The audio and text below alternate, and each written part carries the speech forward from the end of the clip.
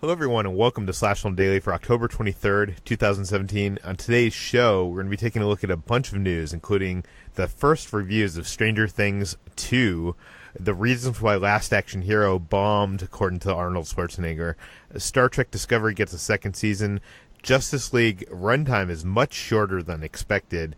We will give our reactions to the trailer for Paul Thomas Anderson's Phantom Thread, and does Thor Ragnarok feature an LGBT character? And in the water cooler, we'll be talking about Geostorm, Delt, Too Funny to Fail, the House of Torment, and Madden 18. This is Peter Sciretta, and joining me on today's podcast is Slash Film writer Ben Pearson. Hey, what's up? And Slash Film managing editor Jacob Hall. Hello, hello.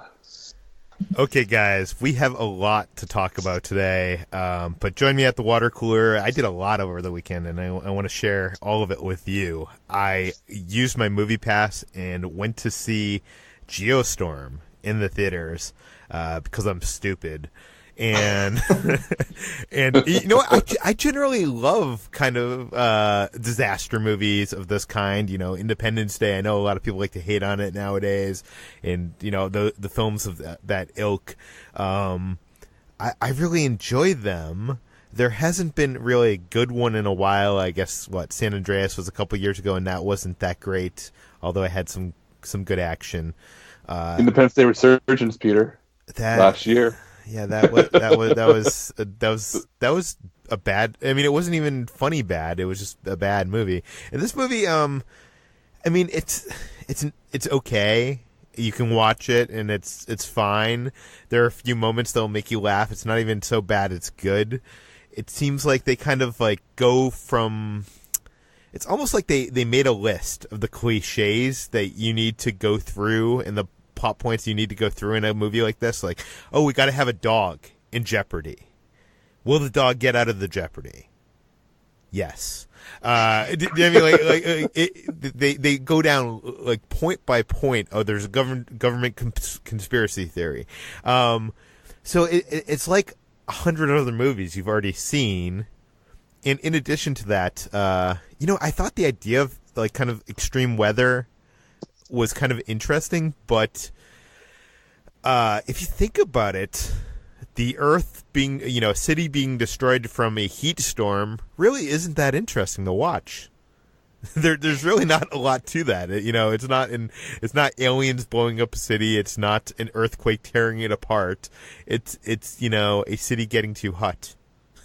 And it's just, I don't know. I was just very disappointed by Geostorm. I would not recommend it, even if you want to go see it, just, you know, because it's stupid. Although there are a couple times that are funny, you know, like where the character's like, "Oh my god, it's a Geostorm," and like you're like, "Oh my god, do people talk like this in movies?" But I also this weekend rented a movie on iTunes called Delt. And this is a documentary about this guy named Richard Turner, who, I don't want to say he's a magician. He's a card mechanic, which is basically a guy that can like cheat at playing cards, if that makes sense. So he's very good at sleight of hand. Actually, very good is an understatement. He's probably, I think most magicians would say he is the best in the world alive at sleight of hand. And it just so happens that he's blind. So he can't see the cards that he's shuffling. He can't see what he's doing. But he's one of the best he is the best in the world at doing what he does. And it's kind of, it's, you know, this is a film that premiered at Sundance this year. I missed it at Sundance. It's a, you know, certified fresh and Rotten Tomatoes. Everybody that's seen it has pretty much loved this film. So, and it's not like one of those like, oh, inspirational story, blind man did good kind of thing.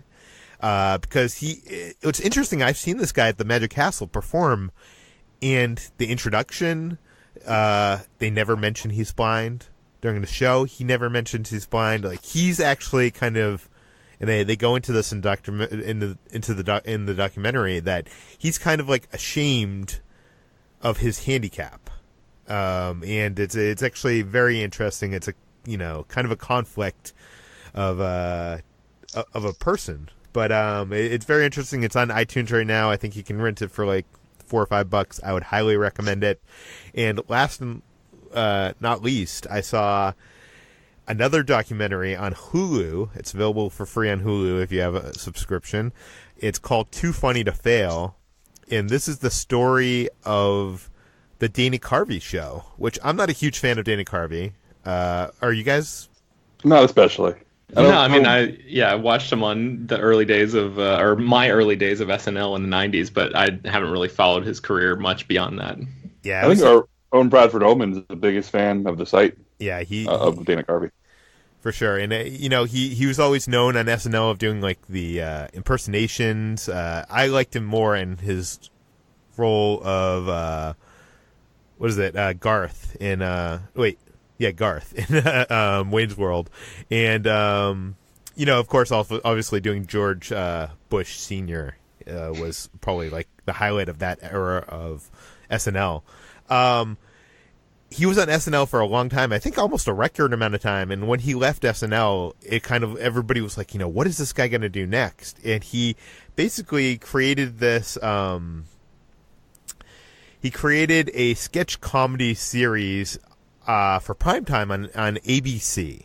And this show, which I had never seen, I guess the whole thing is on Hulu. So this documentary it should be mentioned, this documentary is made by Hulu. And the show is on Hulu, so it's obviously, a little biased. But this sketch comedy show was very raunchy. It had a lot of people before they became huge people. Robert Smigel was one of the writers. Louis C.K. was one of the writers. Charlie Kaufman. The Charlie Kaufman, that is now a director, was one of the writers. The cast included Steve Carell and Stephen Colbert. It introduced the ambiguously gay duo. Started there before it started on SNL. So that's probably the biggest legacy that this show has.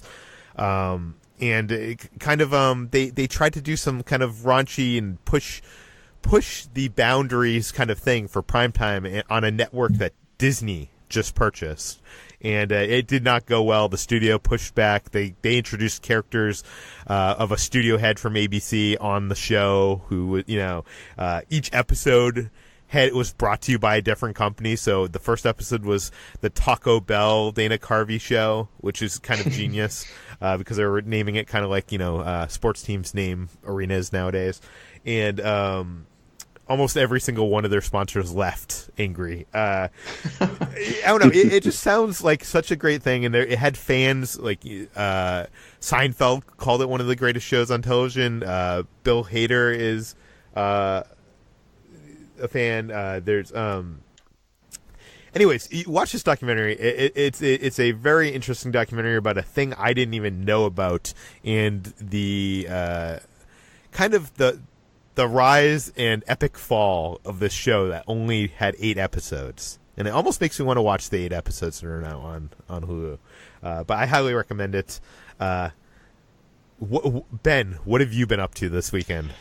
My wife got me a PlayStation 4 for my birthday not too long ago. So I've been playing Madden 18. I don't really need to go into what that is. It's just a football game. But I think previously, Peter, you had asked me about whether or not I was a gamer, and I said that I was so far behind that PlayStation 3 was sort of where I capped out on the whole video game thing, and I haven't played any sort of new games or anything like that in years. So much so that when I heard about this, I got this present, and I was like, oh, I want like an NCAA football game, without even realizing that they stopped making those games years ago because of rights issues with the students and their likenesses and stuff, and like a clash with the NCAA and all this stuff. Like apparently, I think that was the last game I played was like NCAA 2011 or something like that. So it had been years since I had sort of, picked up a video game console and played anything modern. So yeah, I just wanted to sort of give a quick shout out to, PS4 is pretty awesome. So I'm desperately trying to balance work and not get sucked into playing this game for every free minute that I have, because that's something that tends to happen to me with video games. I'd sort of like get obsessed with it until I sort of beat the game, but that's not really something that you can do in a football game. It's just like a never-ending thing. But yeah, I just wanted to give a quick shout out to that. Jacob, what have you been up to? You're still moving in.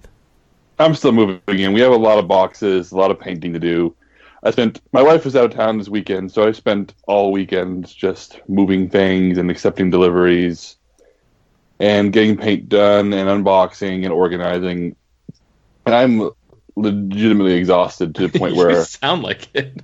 Like I was telling Peter online, I don't know what the medical definition of exhaustion is, but I genuinely think I'm nearing it. And it's my concern. I'm gonna try to have an easy week, but it's been good though. I'm moving into the house, kind of sort of like putting something up in a place and saying, okay, this is here forever now. It doesn't have to worry about moving it when I change apartments. For those of you who follow me on Twitter or read the written version of the water cooler know, my local restaurant tends to have a lot of often tacky pop culture art. It's a restaurant called Trudy's that my wife and I love. But they for years have had this massive, giant, painted on a block of wood Anchorman pop culture piece. And for years I've been telling my wife, I'm going to go buy that one day. And she keeps on telling me, no, you're not.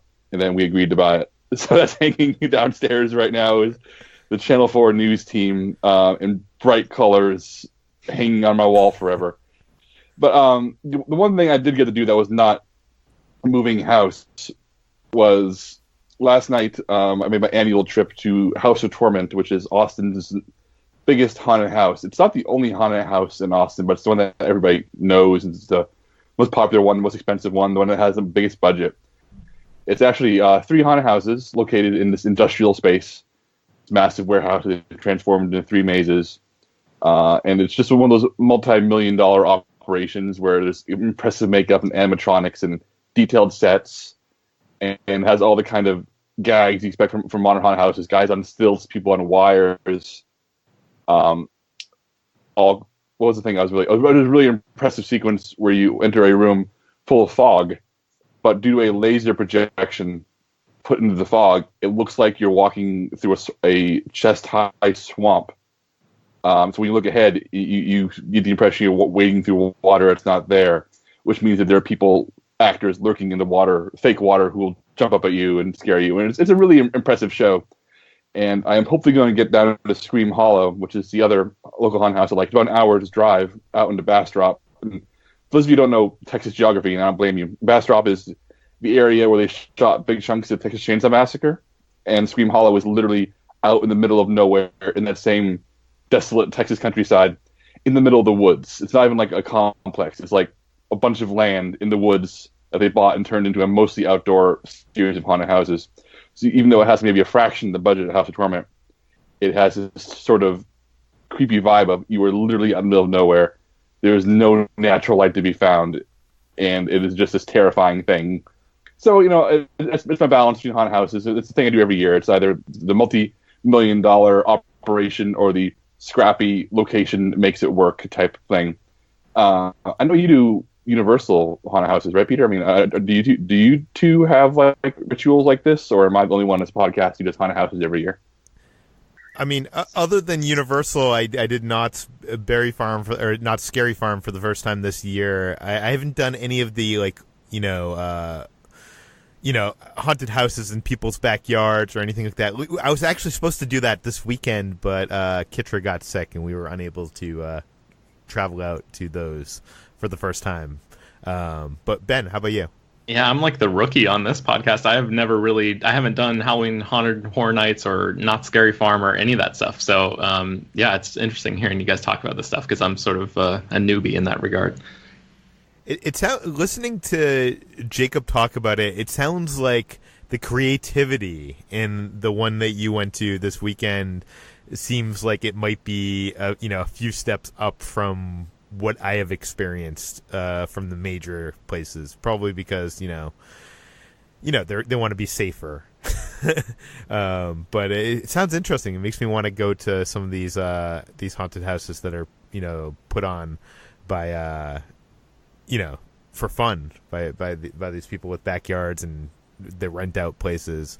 But this place that you went to, they're a business, right?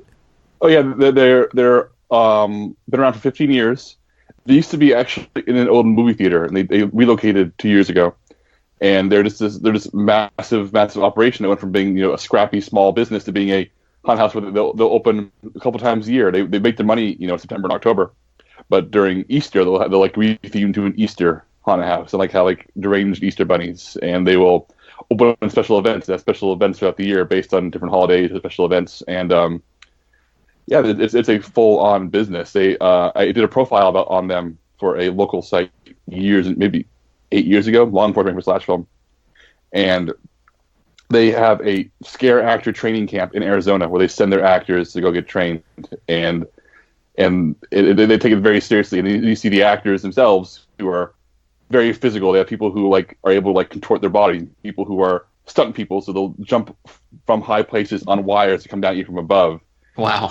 It's something that they take very seriously, and there are definitely some local people as well filling in the gaps, but the lead actors and the key characters are all like people who, if not full-on professionals, are people who take it very seriously. Okay, not to belabor our water cooler discussion, let's get on to the news. First up in the news, the first reviews of Stranger Things 2 have hit the web. Ben, you wrote this article up for slashfilm.com. What do people think of Stranger Things 2? Is it a success? Is it disappointing? What do we know? I think the overall vibe that I'm getting from all of these reviews that have hit the web today is that it's a pretty solid return to form for the show. It doesn't seem like it's experiencing any sort of sophomore slump, which is great news because that happens a lot of times when a show sort of comes out of nowhere and then becomes this big phenomenon. It's a tough act to follow. So I'll read a couple little excerpts from various reviews around the web, which I've compiled into an easy-to-read article that you can find at slashfilm.com. Yeah. So anyway. And what you're about to read is all spoiler-free, right? Yes, yeah, spoiler-free stuff. Collider says, the Duffers have managed to recapture what made Season 1 so good while still moving the story forward in necessary ways with a smartly written and cleverly plotted script. Like that first season, not everything works perfectly, but its cumulative effect is one that is again joyous, emotional, satisfyingly spooky, and most of all, makes us care deeply about the fates of these outsiders who band together as heroes. Let's see. USA Today says that the new season is often more engrossing and tense than the first and veers much further into the horror genre. There's a noticeable uptick in jump scares and the threat of death is more palpable. A mid-season episode that finds several characters running from a threat in a locked building is tense and genuinely terrifying. And, a lot of the other outlets sort of echo a lot of those thoughts.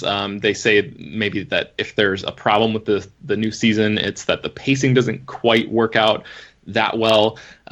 Most people praise the new cast, which consists of Paul Reiser and Sean Astin, as well as Sadie Sink, and I think his name is Dacre Montgomery, one of the kids who is in the new Power Rangers movie, plays like a new bully that comes into town in the second season. But yeah, it's generally like people seem pretty thrilled about it. Collider's Steve Weintraub said, to anyone nervous, Stranger Things second season might be a letdown or anything less than a home run, relax, you're going to absolutely love it. So I think that sort of sums it up pretty well. Yeah, no, I saw a couple people compare it to like a James Cameron sequel, that it is a little bit different in tone than the first, which you kind of hinted at in one of those reviews. Mm-hmm.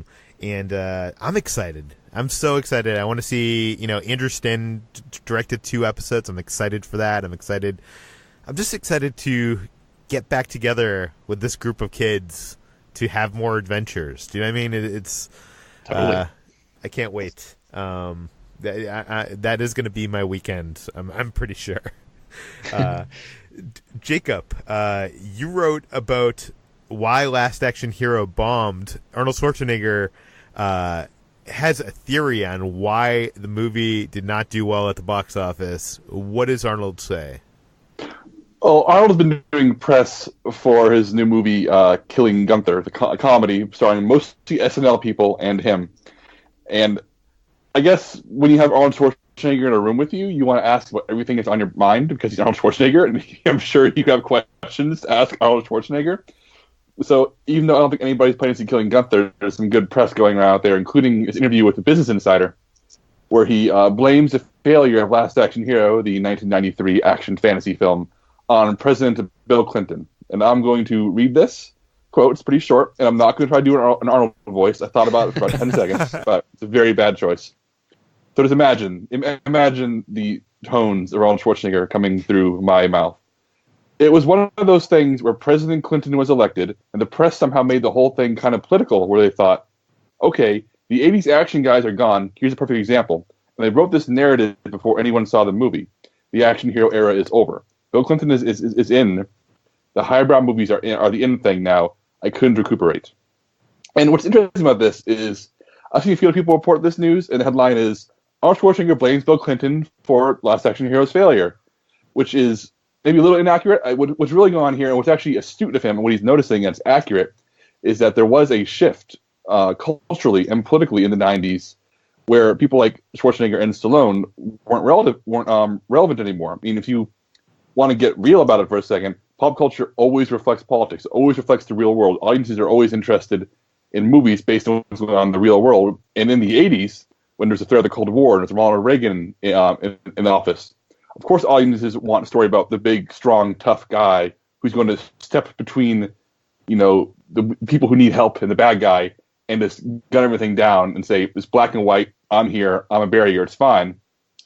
Then you enter the 90s, and the Soviet Union falls, and America starts seeing huge economic growth, and you start seeing like Nicolas Cage becomes an action hero. You see The Matrix in the late 90s kind of redefine the idea of what action heroes are, and instead of wanting tough guys anymore, Americans who see movies started wanting ordinary people, more ordinary folks who are thrust in extraordinary situations because the fantasy of the superhero, muscle-bound action guy was a thing of the past. So I think what Arnold's saying here makes a lot of sense, even though Bill Clinton is the catchy headline.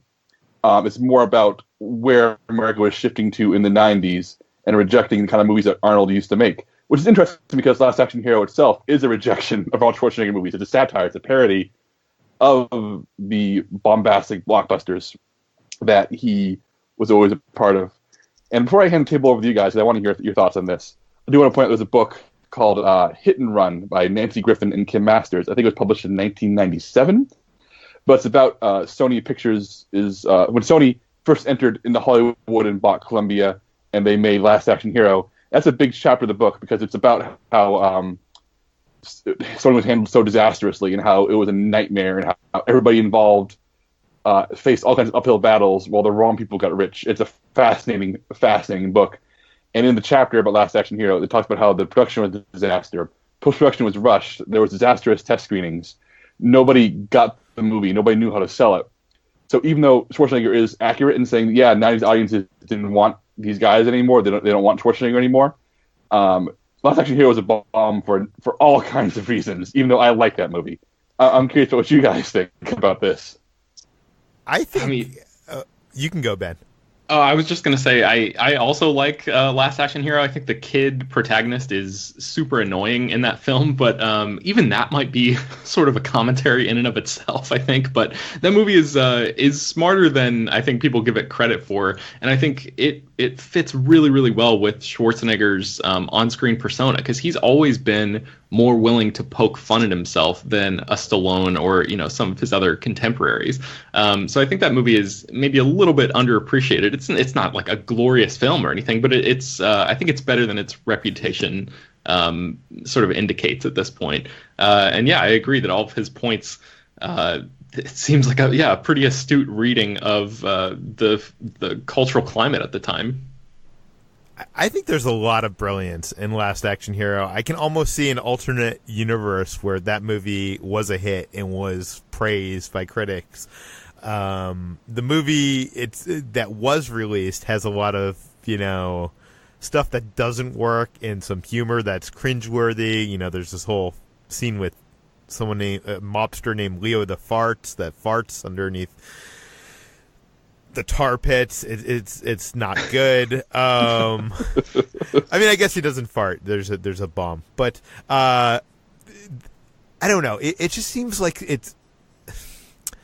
in an era where we are remaking all these movies that were good with movies that are not good, it seems like Last Action Hero would be the perfect movie to remake, because there is a kernel of some good concepts at the core of that film, and I'm sure you could redo it with someone like The Rock, or is he the only action hero we have these days?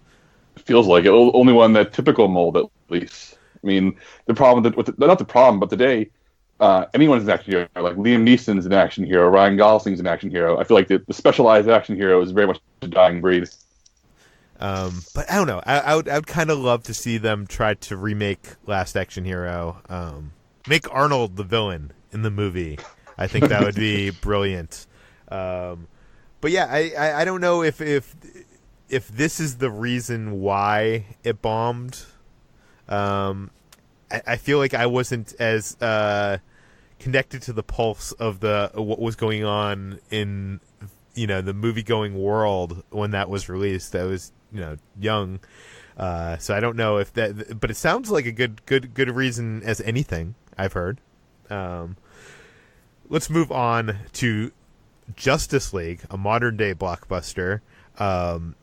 We have learned the running time, or have we learned the running time? I'm not sure, of Justice League, and it is much shorter than expected. Ben, what do we know? So, according to multiple sources, the running time of Justice League is 121 minutes. So that is 2 minutes shorter than Suicide Squad, and apparently 50 minutes shorter than the early rumors of how long Justice League, is going to be from earlier this year. So 121 minutes sounds far more palatable to me than an almost 3-hour movie. I don't know about you guys. I'm not sure I want to spend that much time in that world, but 121 minutes, I'm very happy about that if it turns out to be true. But Peter, you sort of alluded to there being a little bit of a difference in opinion online with some different sources popping up. It's just a matter of a few minutes, so it's not that big of a deal. But there's multiple sources confirming different times that are all around the 2-hour time.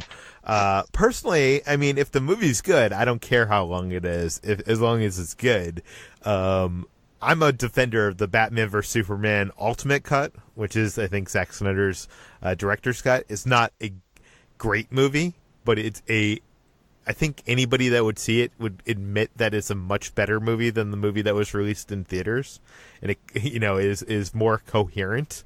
So it makes me wonder if cutting this down, I'm going to be the devil's advocate here. Could cutting it down to shorter be a bad thing? Jacob, what do you think?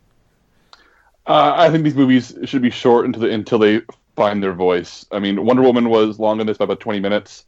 But I also think that Wonder Woman is a good movie, so all that matters. But it's a case where, as I get older, as my years add to me, I start realizing that I would much rather have a short movie that has a confident pace as opposed to a long movie that offers more for the sake of more. And I feel like there's a level of confidence to a movie to say, I'm 2 hours long, I don't need to be longer, deal with it, that I appreciate and admire. And I know I'm not alone when I'm at a film festival and I'm looking at movies to see it when it's 85 minutes long, and I go, yes, priority, 85 minutes. Because I feel like a movie has to earn every single second of its screen time. And Batman vs Superman and even Man of Steel, a movie I like, do not earn their running times. They are far too long. They're far too bloated. And if Justice League can tell a story you need to tell in 2 hours, that's great. Wonderful, delightful, get us out faster, get more screenings in a day, make more money, everybody wins. I do want to share one thing, though. When this story broke, DC fans started sending some angry emails to journalists who broke the story. And I just want to share one of them real quick, because I think that for those of you who wonder, why are film journalists always so down on DC fans sometimes? Here's a message to a journalist that was shared on Twitter when he reported the 121-minute long running time.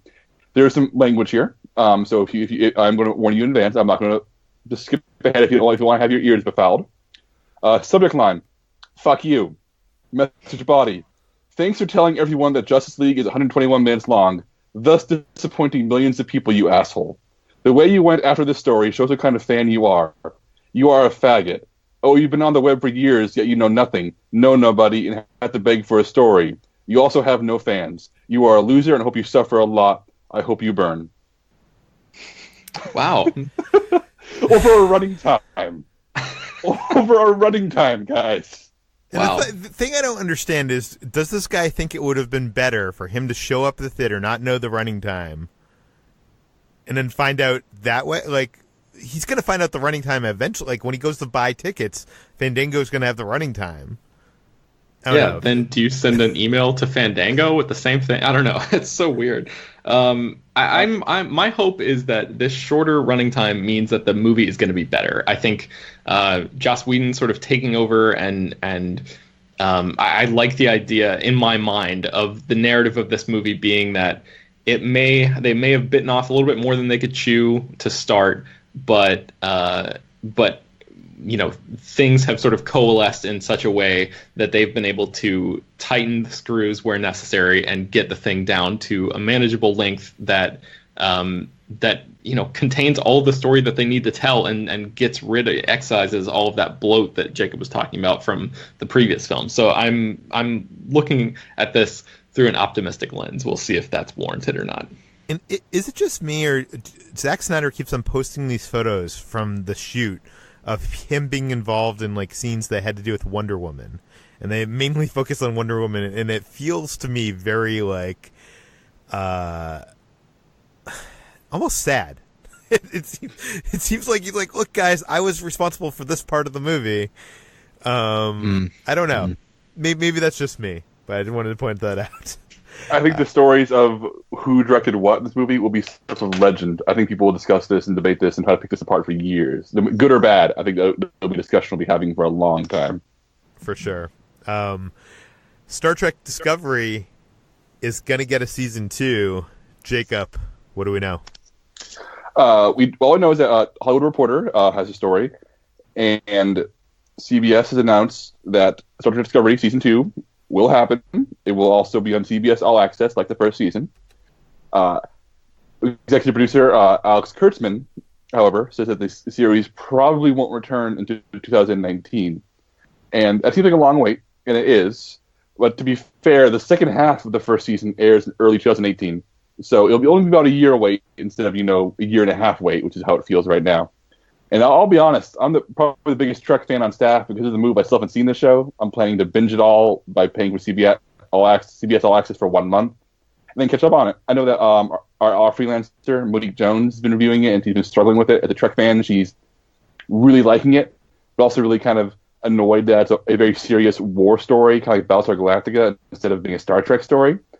I'm curious if you guys have seen it. I'm curious if season 2 will maybe move toward being more like Star Trek, if that's the case. Have you guys caught up with it, or does season 2 surprise you, or is CBS All Access a hurdle that you guys don't want to jump over? What's up with you guys? Yeah, definitely the latter for me. I just have checked out of the idea of having to subscribe to a specific service just for that show.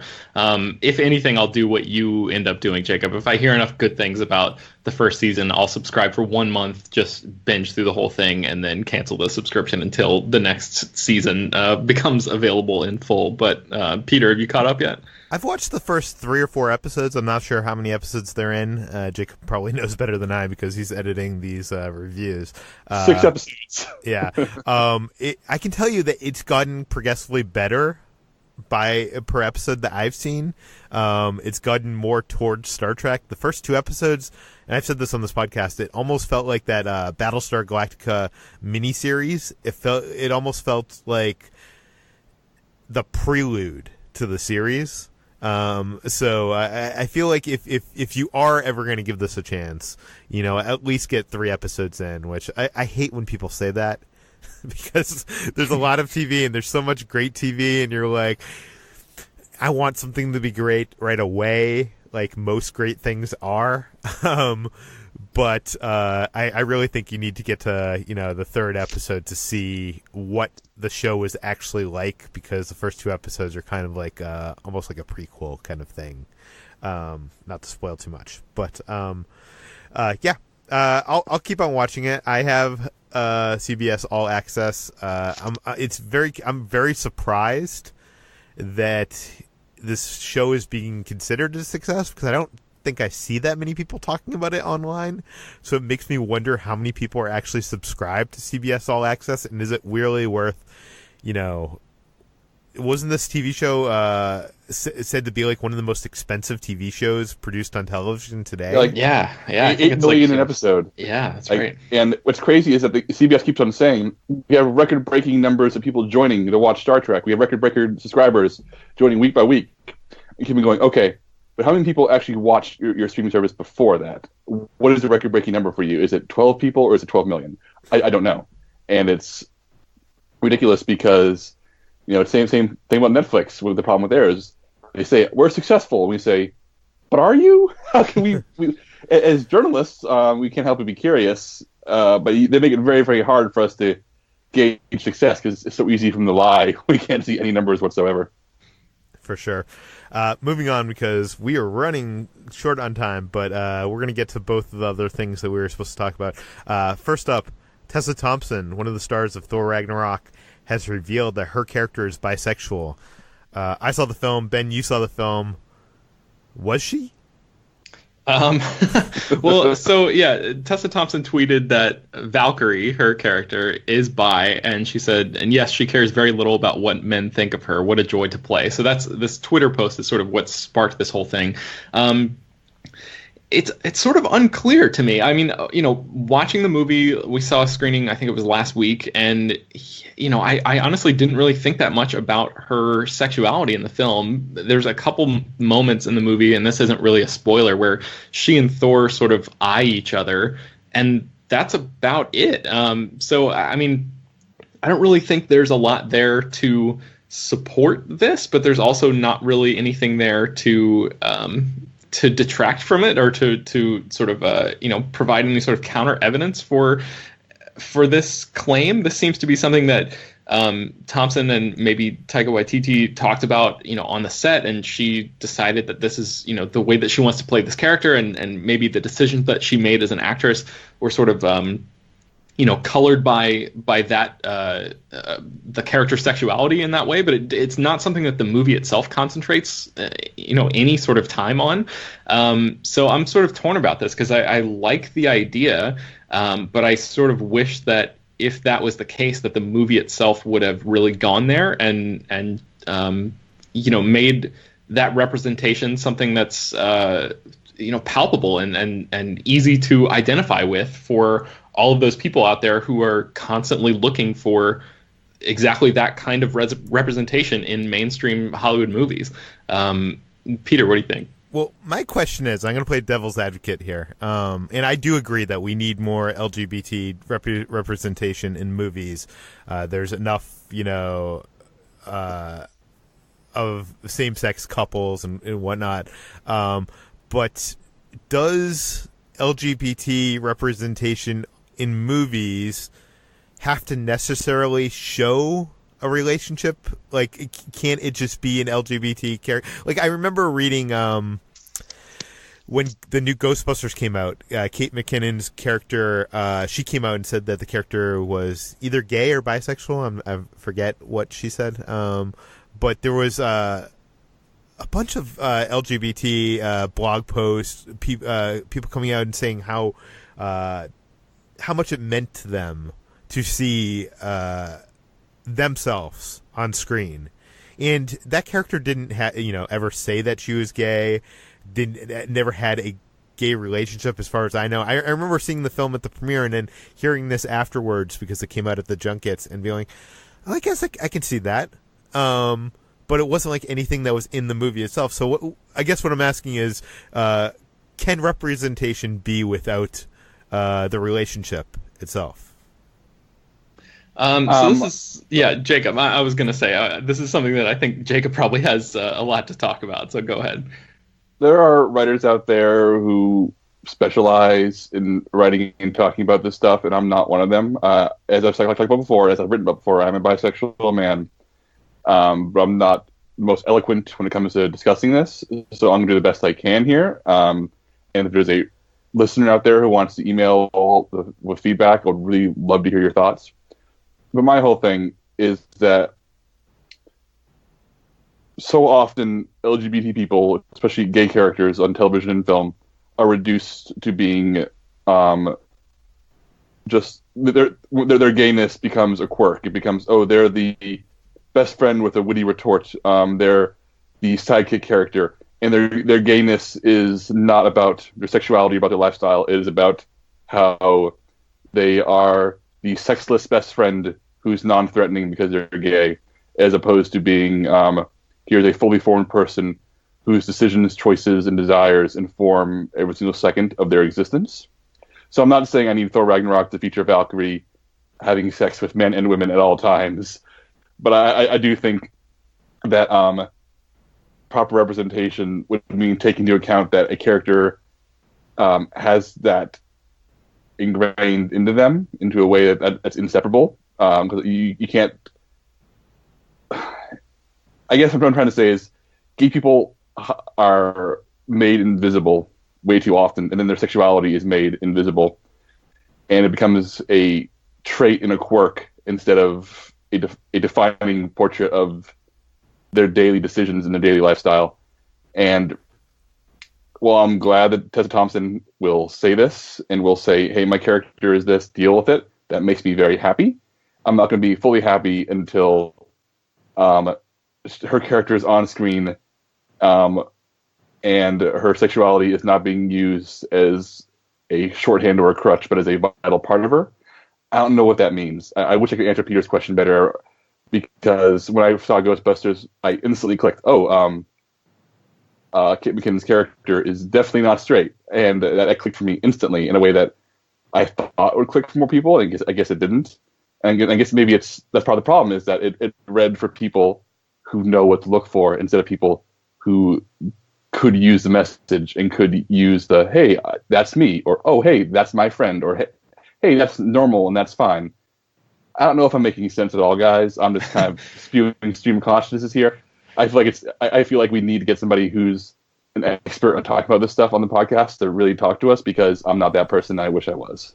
Well, yeah, I mean, you talked about, like, you don't know what it means. You don't know what that means. And I think that's the problem, right? Is, like, we haven't seen enough normalization to know what that means yet, or what that looks like in a movie of this size and scale. So I think that's the big thing. It's like, it's all about representation. It's all about showing people a reflection of themselves on screen, or, you know, something to aspire to. And it's great that Thompson went, did all she could. I just wish the movie itself could have gone a little bit further. And who's to say, maybe future movies will flesh that out a little bit more. That's up to Marvel and their whole team. And it's something that Kevin Feige has talked about in the past before, you know, saying that he wanted there to be an LGBTQ character in the Marvel universe in the next 10 years, I think was his quote. And that was from like a couple years ago. So maybe this is it. But I have to think that with those comments from Feige and Marvel Studios not being under the sort of reportedly oppressive thumb of Ike Perlmutter, that they are going to be pushing forward in these, diversity categories in the years to come. So we'll have to see how they go with it. I mean, yeah, we do deserve better representation. I just wonder. I don't know. I wonder if anybody seeing this movie is going to see representation in this character. Is what I'm wondering. We'll have to see. The trailer for Paul Thomas Anderson's movie Phantom Thread has been released online. You can see it on slashfilm.com. We have all seen it. So I just want to do a quick discussion of our thoughts on this film. Jacob, what do you think of Phantom Thread? I'll put it this way. If I had to see one movie in December, and only one movie, I would see this before Star Wars. I think There Will Be Blood, the previous movie Paul Thomas Anderson and Daniel Day-Lewis collaborated on, is the best movie of the 21st century so far. It is remarkable, incredible filmmaking. And even though this couldn't look more different, it is set in the 1950s, post-World War II London, about a dressmaker played by Daniel Day-Lewis. And it's about the women in his life and how his life becomes unraveled through a series of circumstances, pun intended. And the trailer is not like, it's not a great trailer. I didn't watch the trailer and be blown away by in the way I am by other trailers, but the pedigree of people involved. Talk about a filmmaker who may be one of the 5 best directors working today, and you have Daniel Day-Lewis, who I don't think it's a stretch to say is probably the greatest actor of all time. Those two together, it's so exciting, and just the thought of these two getting at least one movie out together is it makes me breathless to think about these two being in the same room. And yeah, that's it. So I'm excited about PTA being given the creative freedom by Megan Ellison to make something like this. I'm a huge fan of Paul Thomas Anderson, and especially his earlier work. I loved There Will Be Blood as well.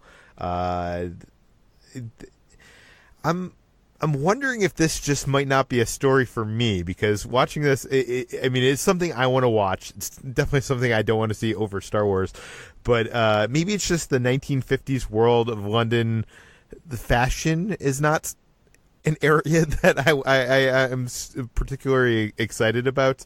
Daniel Day-Lewis's performance, just from this trailer alone, looks pretty great. The soundtrack from Johnny Greenwood of Radiohead fame seems amazing from this trailer. It's something I want to see, but I don't know. I kind of I guess it just doesn't seem like the story I wanted to see from Paul Thomas Anderson, at least from this trailer. And everybody's probably yelling at their their podcast app right now as I say that. I'm still excited to see it. It's just I don't know. It's just what do you think, Ben? Yeah, I'm sort of I'm not like I guess super excited about the story, but I'm so excited about this collaboration that I'm thrilled to see what they're going to do with it. You know, like the idea of the Master wasn't really something that I was super into on a story level, you know, hearing about it beforehand, but watching, it's just, these guys are so great at the craft of filmmaking that you get sucked in from the start, regardless of what the story is. So yeah, I think on a surface level, I'm certainly like, oh wow, this is not exactly, right in my wheelhouse, so to speak. But the idea that these guys are getting the band back together, and this is something that Daniel Day-Lewis considered to be, worthy of his time, which is saying something considering how few movies he does and has done in the past few years. I'm sort of excited about it. I'm not like crazy about the story, but I do think, and I think this is also the first movie where Paul Thomas Anderson is operating the camera the whole time too. Is that right? Is that right? I believe that's true. And it looks beautiful. Okay, so I don't want the hate emails coming to me. It looks like a beautiful film. It's something I'm looking forward to. It's just, if it was Paul Thomas Anderson doing a story in 1970s L.A., it might be something I might be more excited to see. Inherent Vice. Yeah, I guess. There's also, what? I was excited to see Inherent Vice, and then when I saw it, it's so good.